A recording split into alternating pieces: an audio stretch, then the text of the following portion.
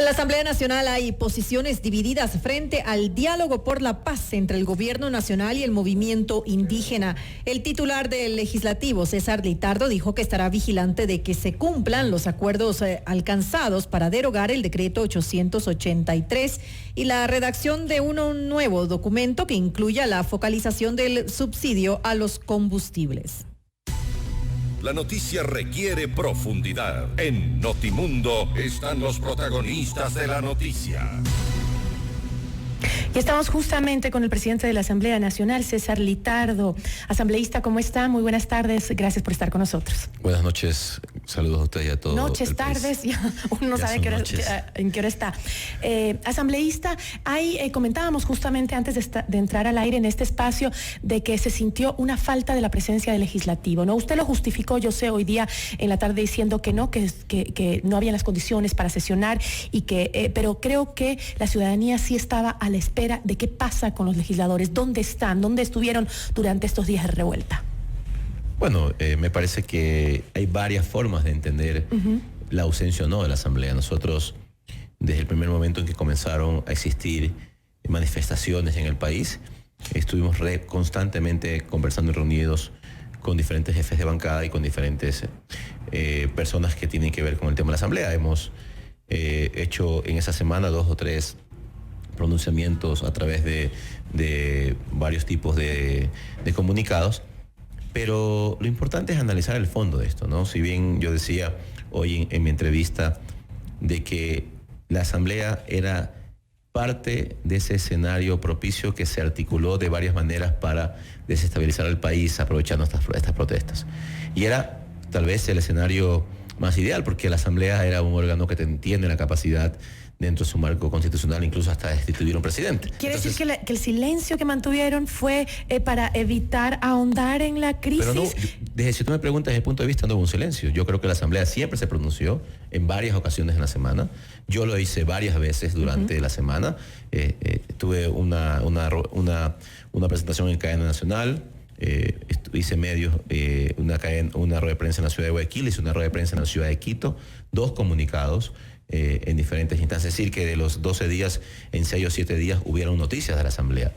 La diferencia está que no se hizo una actividad física en la Asamblea como tal, pero tiene varias aristas. Primero, el hecho de que la Asamblea era el escenario ideal para seguir y ser parte de este caos. Es decir, más allá de que yo, como lo dije hoy día, tengo pleno conocimiento de que los jefes de bancada de todos los partidos políticos, a excepción de la bancada RC, que era un poco la que estaba en este proceso de insistencia de pronunciamiento, todos coincidían que la principal acción de la Asamblea era dar estabilidad democrática al país. Porque en años anteriores, y ustedes pueden revisar la historia, en los últimos años, en los tres últimos eventos parecidos a estas alturas hoy, hubiéramos estado con un presidente derrocado porque la Asamblea actuó de esa manera. Me parece que eso es lo fundamental. Ya luego, lo otro, no habían condiciones. Físicamente, en Quito era imposible hacerlo. En las otras ciudades que intentamos procesar una sesión también no hubieron condiciones ni se prestaron. De hecho, ustedes vieron cómo cuando la Asamblea decide sesionar en Santa Elena también hubo algún intento de desestabilización y tratar de buscar generar un caos en esa ciudad. Así que tampoco hubieron las condiciones y entenderán que en la Asamblea también hay preocupación. Hay compañeras asambleístas embarazadas, hay que cautelar también la integridad de las personas, pero en principio yo hoy he hecho un comentario que creo que ha sido y resume este proceso en donde la Asamblea actuó de esta manera dentro del proceso que se vio en el país. Prefiero ser recordado en la historia como un presidente cauteloso antes como que un presidente golpista. Me parece que eso resume en esencia el pensamiento de lo que desde la presidencia de la Asamblea se propuso en este proceso que vivió el país en estos días. Asambleísta, se habló justamente sobre eso. En algún momento se habló de un intento de golpe de Estado. ¿Usted considera que este fue un peligro inminente en algún momento? No creo. Nunca hubo ninguna duda de los diferentes bloques legislativos en tener esa iniciativa. Me parece que no hubo, salvo de un bloque, como usted lo dice, que era el bloque RC. Que plantearon el adelanto de elecciones. Pero sí era... Pero, insisto, igual hubo ese intento que yo pienso que no era una solución. realmente quienes generaron este problema, porque esto va más allá que todo el mundo lo repite, quienes generaron este problema en el pasado, ahora eran los que querían salvar a la patria, pero no era el miedo, yo lo dije en la rueda de prensa, no era el miedo a que hayan votos porque no habían los votos para este proceso. Pero fue un intento por parte de este grupo del que estamos hablando. Lo que sí era un intento, claro, y eso es público en sus redes sociales. Pero que no recibió el apoyo por parte de los otros legisladores. Gran parte de su campaña era con la frase muerte cruzada, era evidente, era público, pero no tenía el apoyo de nadie en la Asamblea porque no era dentro de nuestro pensamiento ni siquiera se lo planteaba una idea, porque nuestra garantía de estabilidad democrática es la fundamental. Pero sí era el escenario propicio para que haya un pleno caotizado, para que haya un pleno como en el pasado, en donde hubieron intentos de agresiones asambleístas. Yo recuerdo alguna vez cuando hubo acá una situación similar, donde tuvieron que sacar a los asambleístas o los diputados en ese tiempo vestidos de policías, vestidos de militares, para que puedan salir desde, creo que si no me equivoco, de Ciespal en ese momento. Entonces, ese era el escenario, y a eso nos querían llevar. Por ende, eso nos obligó a todos, y en consenso, y esto no fue una decisión mía como presidente de la Asamblea, fue una decisión de todos los jefes de bancadas y de todos los grupos políticos que entendían que el momento no era el propicio para caer en esta provocación y para generar más inestabilidad desde la Asamblea como tal. Pero sí creo que existió un sentimiento de que hacía falta al legislativo, la presencia del legislativo en la situación. Propiciados por ellos mismos, que en su momento dado empezaron en redes sociales a generar esta situación, este tipo de pronunciamientos. Pero yo le hacía a usted una pregunta fuera del micrófono. La Asamblea máximo en su pronunciamiento podría haber hecho un exhorto al presidente máximo, que me parece que es una dentro de sus facultades de que revise o evalúe la emisión del decreto. Me parece que esa es una resolución del Ejecutivo, pero la Asamblea en todos sus aspectos iba a pronunciarse en función de exhortar a que se revise el tema, o que se plantee opciones, a que se busquen alternativas, y también en función de estabilidad democrática y llamado a la paz. Me parece que esos eran los ámbitos en donde la Asamblea se podía pronunciar, porque hay que también explicarle a la ciudadanía qué acción cumple cada función en el Estado. Nosotros tenemos nuestra acción legislativa. Y sobre todo ahora, ¿no?, que parece estar muy confundida entre ciertos sectores. Que hay que explicarle qué función cada acción. La función del tema netamente del decreto es una responsabilidad del Ejecutivo al 100%. La Asamblea no podía con una resolución tirar abajo el decreto. Eso es imposible.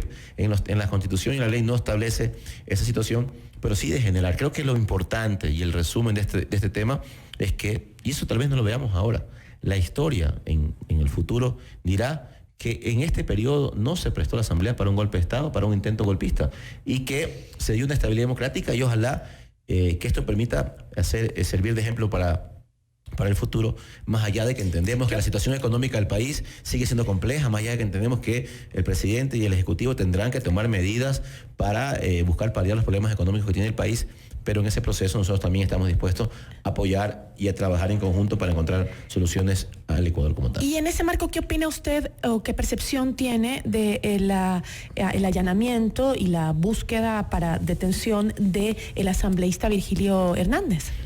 Bueno, de lo que entiendo y lo que he podido leer y conocer, existen algunas evidencias que asumo que la Fiscalía ha tenido en consideración para poder tomar esta decisión, no solamente con el señor Hernández, sino también que la señora Pavón también ha sido detenida hoy en la madrugada, pero es un tema netamente que las autoridades de justicia deberán procesar. Ya tendrán ellos sus elementos, sus argumentos y cuáles han sido seguramente las evidencias que tienen para poder proceder de esta manera. Me imagino que deben estar bien sustentadas, y ya pues la señora fiscal seguramente en las próximas horas o días la Fiscalía emitirá algún tipo de pronunciamiento al respecto, que esperemos que se dé en ese sentido. Yo hoy, y quiero un poco, me he olvidado un detalle, hoy también aplaudir este proceso de paz. Lamentablemente llegamos a extremos que nadie quiso llegar. Me parece que el día de ayer finalmente se cumplió este diálogo, y hoy, por ejemplo, me llevo una imagen muy fuerte que seguramente la recordaré por el resto de mi vida. Llegar a la Asamblea, en principio ver cómo los funcionarios de la misma estaban haciendo una minga para limpiarla, y esa imagen, que tal vez no sé si ustedes la han visto en vivo y de frente, de ver la Contraloría General del Estado prácticamente quemada en un 80%. Tal vez la televisión no ha mostrado esa imagen, pero es impactante la imagen, es la sensación como que literalmente una bomba cayó sobre el edificio. Parecía Siria, en las fotos que se... Una bomba, y lo que me contaba... Terrible. Y lo que me contaba hoy el jefe de la escolta legislativa, de cómo desde el techo de la Contraloría, los vandálicos, ahí sí tengo que decir, terroristas, o no sé qué otro término describir, utilizaban estas famosas bazucas artesanales que se hicieron y lanzaron más de 20, 30 bazucas contra la escolta legislativa y contra los militares que estaban protegiendo la Asamblea. Realmente eso tiene que ser investigado. Esto no es un tema que se lo hizo de una manera... ¿Desde la Asamblea se va a hacer un pedido? Por supuesto que sí. Nosotros el día miércoles vamos a crear una comisión ocasional que investigue todos estos temas. Ahora, se suspendió justamente la sesión que estaba programada para hoy por la Asamblea Nacional. ¿Cuándo se va a llevar a cabo? En esa sesión se estaban planteando justamente entre algunos de los temas, era analizar la situación del país después de lo que ha ocurrido, y otro tema también era conformar una comisión, que es lo que usted estaba diciendo, multipartidista para que investigue la actuación de la policía frente a las manifestaciones. En general de todos estos eventos, ¿no? Realmente... De los vándalos también. De todos. Exactamente. Es decir, vamos a retomar la sesión el día miércoles, a las 3:30 de la tarde, ya está convocada. Básicamente el punto es casi el mismo, solamente cambia unas palabras, se convocará a analizar la situación que vivió el país versus lo que decía el anterior, que decía que vive, en ese punto crearemos una comisión ocasional que investigue no solamente esto, hay que investigar todo, realmente buscar cómo pedir información de seguramente la actuación de la policía, del ejército, en un momento dado también investigar los otros casos, porque creo que hay evidente muestras en redes sociales, en videos, de que esto fue un tema organizado. Hoy no me contaron, yo pude tener en mis manos 2 o 3 escudos, estos famosos que fabricaron con tanques. Eso no están muy bien fabricados, con soldadura. Realmente no es un tema improvisado lo que se vivió. Habían dejado varios de ellos del interior de la Asamblea. Así que hay que encontrar y apoyar a la justicia, encontrar quiénes estuvieron detrás de todo este intento de desestabilización que se llegó a tener niveles de terrorismo en el país. Porque justamente se habla del uso excesivo de la fuerza por parte de policías, por parte de militares, pero como lo estamos conversando en esta noche con usted, justamente vimos todos la utilización de este tipo de armamentos, de estas especie de bazucas que son mortales a cierta distancia. Es decir, entonces, ¿de qué forma debían defenderse los policías o los militares? No fue una protesta normal, pacífica, no fue una protesta normal. En ciertos ámbitos sí, me parece que hubieron algunos grupos que sí tenían esa intención de hacer pacífico el tema. Me parece que sí había una intencionalidad, pero ahí creo que a partir del viernes o el sábado ya toda una estructura organizada, de crimen organizado, ya tomó también posesión de algunas calles y se metió en esta protesta, y ya vieron ustedes, ¿no? Es decir, tener estas bazucas artesanales que hemos visto videos incluso cómo practicaban para poderlas elaborar, los escudos, armamento, era muy preocupante ver cómo el país enfrentó una crisis muy compleja, y ahí también hay policías heridos. Hoy, solamente para contar, dentro de lo que me informaron, en esta defensa de la Asamblea, 20 policías están heridos, 1 perdió el ojo, por ejemplo. Es decir, sí hay también que conmoverse en ese proceso de entender también que la policía y el ejército hicieron su trabajo. Cumpliendo su deber. De ahí hay que evaluar. Pero en no qué es una casos... tarea fácil, asambleísta, porque, por ejemplo, la dirigencia indígena ya se deslindó totalmente de los hechos vandálicos, de la agresión. Dicen que su marcha fue pacífica. Sin embargo, ahora al mediodía conversaba yo con Daniel Legarda, presidente ejecutivo de FedExport, que decía que ellos no pueden dejar impune, o sea, que hay que sentar un precedente por lo que los indígenas hicieron en las industrias. Entraron a florícolas en varias provincias del país, a empresas agrícolas, según lo que sus palabras fueron, vejaron a nuestros trabajadores, dañaron nuestro patrimonio. nos hicieron horrores, esto no puede quedar en la impunidad, dijo. Hace poco escuchábamos justamente sus intervenciones.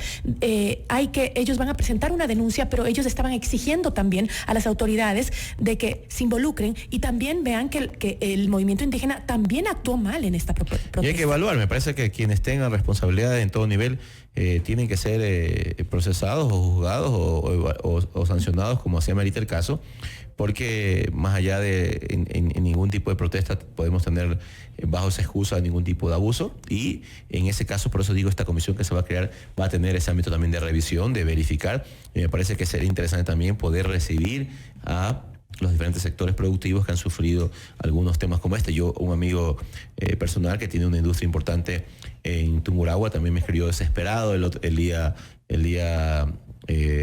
sábado porque intentaba meterse a su fábrica. Bueno, personalmente... ¿Y usted también hizo un anuncio de que su familia fue atacada? Mi familia en mi ciudad, yo soy de Quevedo.